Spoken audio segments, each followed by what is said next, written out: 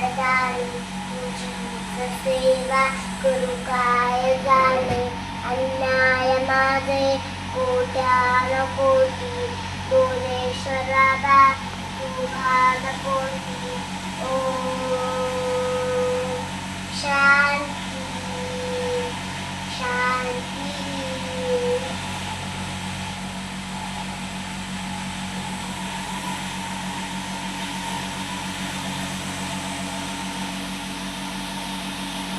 शिवाय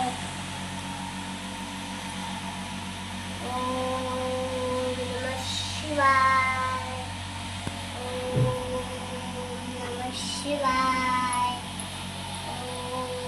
सकाळ मैत्रिणींनो, तुमचं स्वागत आहे माझ्या मराठी यूट्यूब चॅनलमध्ये.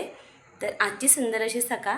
तर चला, मी घेते चहा घेतल्यानंतर आता अगोदर देवपूजा वगैरे करून घेतली. तर मुलांचे टिफिन बनवायचे. आता उन्हाळ्याच्या सुट्ट्यामुळं मुलांच्या 1 वाजेपर्यंत शाळा आहे, 8:30 ते 1 वाजेपर्यंत छोटासा टिफिन मुलांकरता करून देणार. तर चला, व्हिडिओ स्किप न करता बघत राहा आजचा व्हिडिओ. देवपूजा वगैरे झाली. आनंदीचं देखील छान मस्त सकाळी शाळेत जायच्या अगोदर अशाच प्रकारे ती प्रार्थना करते. मुलांच्या टिफिनसाठी मस्त पालकाची कोरडी भाजी केलेली होती. त्यानंतर ना कोबीची भाजी देखील केलेली होती. 2 सुक्या भाज्या, पोळ्या आणि एका बाजूला ना हरभऱ्याची जे हरभरे भाजायचं ठेवलेलं होतं मी. मुलांना आवडतात अशा प्रकारचे भाजलेले, होळा म्हणतो आपण त्याला, पण मी अशा प्रकारे भाजून घेतलेले होते. तर आम्हाला ना आज हळदीला पण जायचं होतं. मम्मीने त्यांनी जेवणासाठी बोलवलेलं होतं, कारण आजच्या दिवशी म्हणजे उपास करू जेव घालतात. रात्रीची कुळदाची जिलेबी होती, तीसुद्धा गरम केली. रात्रीची कुळदाची जिलेबी गरम केलेली खूप छान लागते तव्यावर. तर अशा प्रकारे घरच्यांना स्वयंपाक वगैरे रेडी केला. ताईला, सासूबाईंनी त्यांना मळ्यात जायचं होतं आणि त्यानंतर मला देखील हळदीला जायचं होतं, म्हणून पटकन काही सगळं आवरून घेतलं घरातलं आणि पटापट आवरल्याच्या नंतर गेलो होतो सिन्नरला. पण खूप सारी कामं होती आज. आता वाजलेले आहेत 11. तर आम्ही निघालेलो आहोत हळदीसाठी. मिस्टरांच्या मित्राच्या भावाची हळद आहे. तर मग दोघेही जण चाललेलो आहेत. तर आज आहे म्हणजे काल धुलीबंधन होतं, आज वीर वगैरे नसते. तर संपूर्ण व्हिडिओ खास, तर व्हिडिओ स्किप न करता बघत राहा. गावात आल्याच्या नंतर भरपूर सारे कामं मागं लागतातच. तर आम्ही हळदीला जायच्या अगोदर प्रथमतः इन्शुरन्स ऑफिसला गेलो, कारण गाडीचा इन्शुरन्स संपलेला होता. तर आम्ही त्याच्यानंतर मस्तपैकी लस्सी वगैरे घेण्यासाठी गेलो. थंडगार लस्सी वगैरे घेतली आणि त्यानंतर आता म्हणजे हळदीला पण जायचं होतं आणि मम्मी त्यांनी पण जेवणासाठी बोलवलेलं होतं. एकाच दिवशी सगळीकडे कामं म्हटल्यानंतर खूप धावपळ होऊन जाते. तर लस्सी घेतल्याच्या नंतर ना आम्ही थोड्या वेळ हळदीला थांबलो. हळदीला पण खूप टाईम झाला, त्याच्यामुळे पटकन असं निघून मग त्याच्यानंतर मुलं पण शाळेतून येणार होती. तर 1 वाजेला मुलांना शाळेतून घेतलं आणि त्यानंतर मम्मी त्यांच्याकडे गेलो होतो हळदीच्या ठिकाणी ज्वालामाता लॉन्सला. तर हळदीच्या ठिकाणी गेलो. झालं असं काही की नवरी नवरदेव अजून आलेले नव्हते. हळद आलेली होती पुढे, सागर आणि सृष्टी. तर माझी काकी पण मला तिथे भेटली. त्यानंतर आम्ही हळदीचं वगैरे मी बघण्यासाठी मध्ये गेले, तर कोणीच आलेलं नव्हतं अजून. तर खूप छान असं मस्त सजावट वगैरे केलेली होती. म्हणजे थोडेसेच पाहुणे आलेले होते आणि नवरदेवाकडचे अजून कोणीच आलेले नव्हते. पण त्याच्यामुळे आणि आनंदी, विघ्नेश घरी येणार होते, त्याच्यामुळे आम्ही निघून आलो 1 वाजता. त्याच्यामुळे हळदीला काही जास्त वेळ थांबलो नाही. त्यानंतर आम्ही डायरेक्टली मम्मीने त्यांच्याकडे गेलो, कारण मम्मीने त्यांनी जेवणासाठी बोलवलेलं होतं. तर आज म्हणजे बाबांना जेव घालणार, तर वीर पाडवा म्हणतो आपण त्याला. तर जेव वगैरे घालतात आणि वीर वगैरे नाचवतात. तर तिथे माझा आत्याचा मुलगा देखील आलेला होता, साहेब. तर मस्तपैकी गप्पा वगैरे झाल्याच्या नंतर थंड वगैरे घेतलं आणि त्यानंतर मग जेवणाचे स्टार्टअप केलं. तर बघू शकता मम्मीने मस्त असं सार केलेलं होतं. सगळ्यांनी काही जेवणं वगैरे आटोपलेले होते. आम्हालाच जायला लेट झालेला होता. तर मी मग त्याच्यानंतर गरमागरम भजी केले. तोपर्यंत वहिनीने पोळ्या वगैरे केल्या आणि सगळ्यांना वाढून दिलं. तर बघू शकता मिस्टरांना आणि माझ्या आत्याच्या मुलाला दोघांनाही वाढून दिलं. तर दोघंजणं जेवण करोपर्यंत मी देखील जेवणासाठी बसले, कारण पुन्हा आता घरी पण जायचं होतं.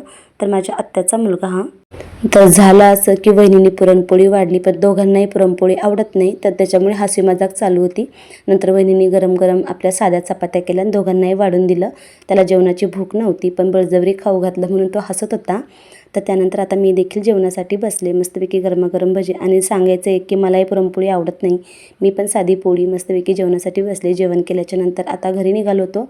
पण मुलांचं एक की तुम्ही सकाळी आले होते, तुम्ही थंड पिलं आणि व्हिडिओमध्ये जर बघितलं तर त्यांना पण लागतंच. आणि घरी आल्याच्यानंतर मग आम्ही याच्या अगोदर आमचा जो वाववेसमधला अननसचा ज्यूस आहे खूप फेमस आहे, सगळेजण पितात आणि खूप छान लागतो. हेल्दी असा अननसचा सरबत 30 रुपयाला ग्लास आहे, मस्त आहे तो. आणि एक ग्लास पिला तर पूर्ण पोटच भरून जातं. तर मुलांनी काही तिथे व्यवस्थित जेवण केलेलं नव्हतं, मग येताना त्यांना दोघांनाही अननसचा ज्यूस वगैरे पाजला. त्याच्यामध्ये मस्तपैकी असं आईस्क्रीम टाकलेलं असतं आणि फुल ग्लास एकदम छान वाटतं, पोटच भरून जातं. आनंदीला विघ्नेशला इथला रस कायम पाजत असतो आम्ही, मस्त वाटतो. त्यानंतर आता घरी पण यायचं होतं, मिस्टरांना आपली डफाची तयारी करायची होती, गावामध्ये वाजवण्यासाठी जायचं होतं. त्याच्यामुळे पटकन अशी तयारी करून घेतली त्यांनी. त्यानंतर ते गावात जाणार होते आणि घरी काही कोणी नव्हतं, म्हणजे ताई पण आलेली नव्हती मळ्यातनं. त्याच्यामुळे नाहीतर मी गावात पण गेली असती डफ वगैरे दाखवण्यासाठी, वीर वगैरे कसे नसतात. तर मिस्टरांनी छोटे छोटे व्हिडिओ काढलेले आहेत, तुम्हाला मी ते शेअर करते का आमच्या गावामध्ये कशाप्रकारे वीर पाडवा साजरा केला जातो आणि कशाप्रकारे डफ वाजवले जातात. छोटंसं गाव आहे पण छान पद्धतीने सगळे काही सणवार साजरे केले जातात. तर बघू शकता मिस्टरांची तयारी चालू होती, नट वगैरे पॅक करत होते डफाचे, कारण मग डफ वगैरे नंतर फुटतो, त्याच्यामुळे मग त्याची तयारी चालू होती.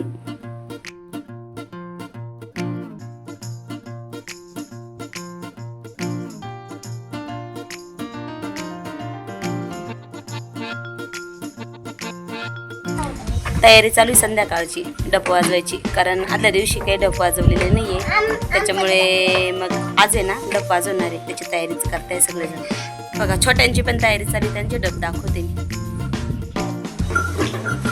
विगू तू पण जाणार का गावात? तू पण जाणार आहे गावात? नाही ना, नको जाऊ.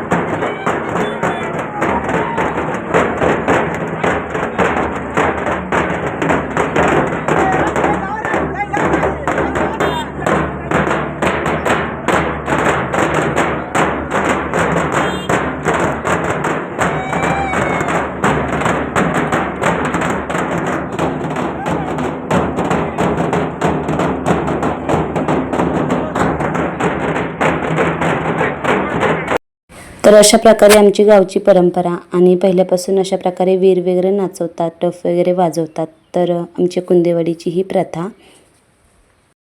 तर चला भेटूया अशाच एका नवीन ब्लॉगमध्ये, तोपर्यंत बाय बाय.